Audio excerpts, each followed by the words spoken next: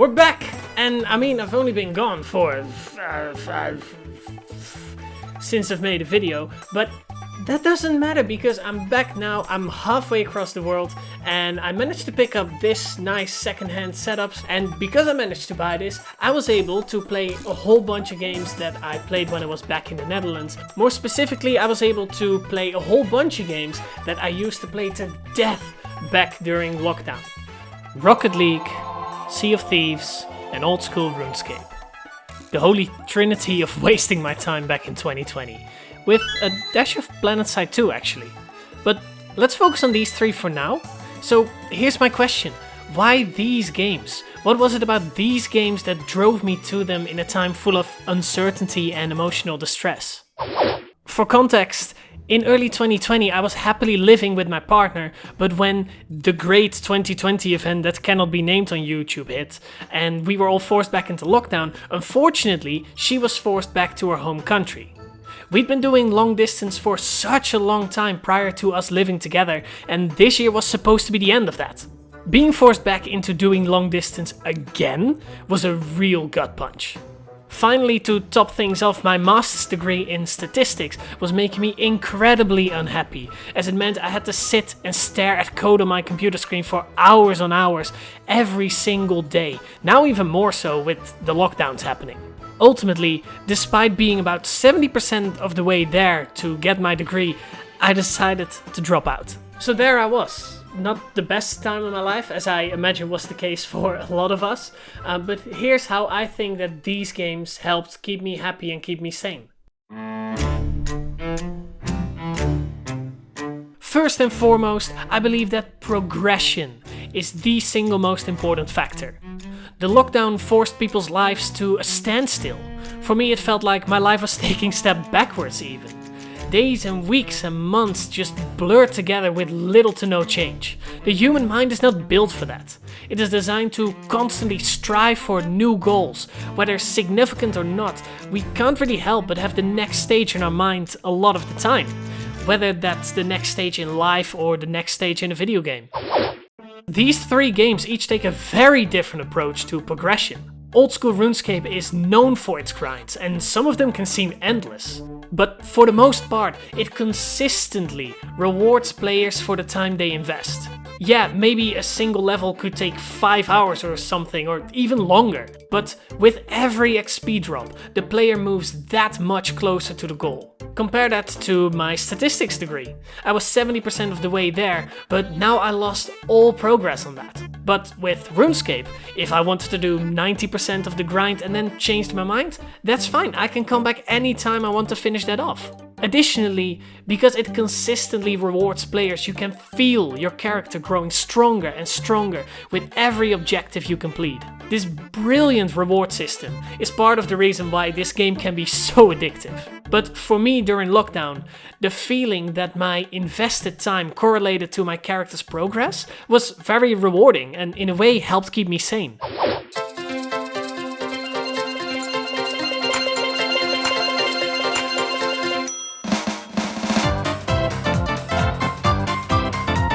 So then, Rocket League.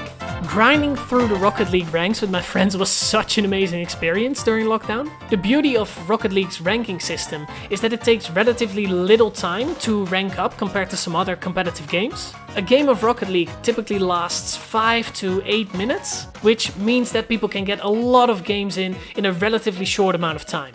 On top of that, it only takes 2 or 3 wins to go up a division, which means somewhere around 10 to 15 wins is enough to reach the next rank. Now, the downside of that is that on a bad day you might go down an entire rank just because you're not having your day. But the upside is that if you practice certain aspects of the game, you can see very tangible results of your work. If you're like, okay, today I'm gonna download some training packs, practice aerials. You can see the next day that you hit your aerials more consistently, and maybe you'll also see your rank going up from Gold 1 to Gold 2. The next week you might practice wall play and you feel how much more comfortable you are on the wall, and maybe you start pushing into Platinum occasionally. Maybe you start watching some professional play and you learn about rotations and how to defend properly. Or maybe you're in Diamond and you still ball chase like the fucking gibbon you are.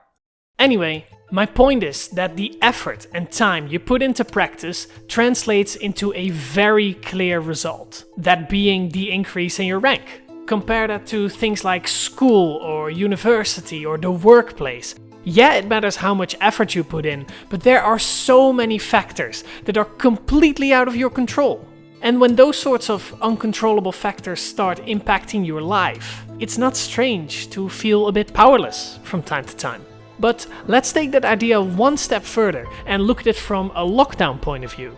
For months, people stayed inside, didn't see friends and family, worked from home, wore a face mask, you name it. But the situation didn't get better for so long. Failing policies and people actively ignoring instructions meant that even if you did everything you could, things still got worse and worse. Talk about not feeling in control. And you can start to understand how someone can find solace in a game where they are in control of everything. Okay. Well, most of the time anyway. So RuneScape rewarded my time and Rocket League rewarded my efforts, but then that leaves Sea of Thieves. Both of these elements are kinda there. You're grinding for level ups with the different factions, which mostly just takes a lot of time, and you're trying to get better at PvP, which will result in you more consistently winning fights and sinking ships. But still, most of the rewards in Sea of Thieves are just cosmetics. There are very little big goals that you should try and strive for. You're just out there sailing the seas, hunt some treasure, sink some ships, solve some riddles. I've been trying to solve this riddle for instance, but all it says is subscribe to Fostis? Strange. Regardless, the other thing I desperately needed during lockdown, and that I could find in video games like Sea of Thieves, was camaraderie, friendship, whatever you want to call it. Isolation sucks. I'm not the only one that missed my friends and missed going out, doing stuff together. It really made me appreciate being a gamer during these times because it allowed me to do all of these things. We had so much fun discovering everything there is to find in Sea of Thieves. There is so much content right now.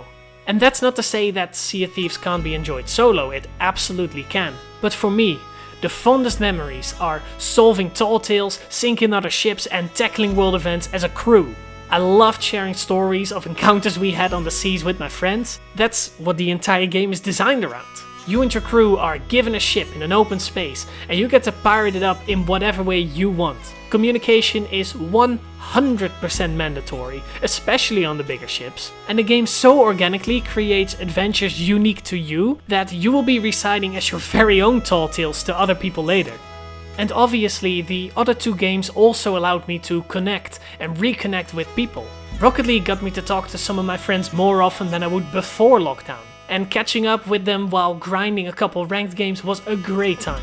And on RuneScape I found a clan and met so many lovely people. Learning how to do raids, grinding for skill of the week and having events to look forward to was great social interaction when every event in the outside world was cancelled or rescheduled. So hop online, I guess. Reconnect with your old friends, make new friends, play lots of video games because they're amazing. I'm just thankful for the support video games provided me in a not so great time of my life. And I think it's interesting to reflect on how these games allowed me to feel productive and valued during a time where I was actually burned out beyond belief. Let's just hope that we can leave this whole era of lockdowns behind us very soon. I don't really know how to end this video. Is there something I missed? Something I forgot to talk about? Yeah, PlanetSide 2. Okay, quick review. PlanetSide 2 is fun because you shoot at people and they shoot at you and there's lots of people shooting, but the ping is quite bad to Australia. Okay, bye-bye!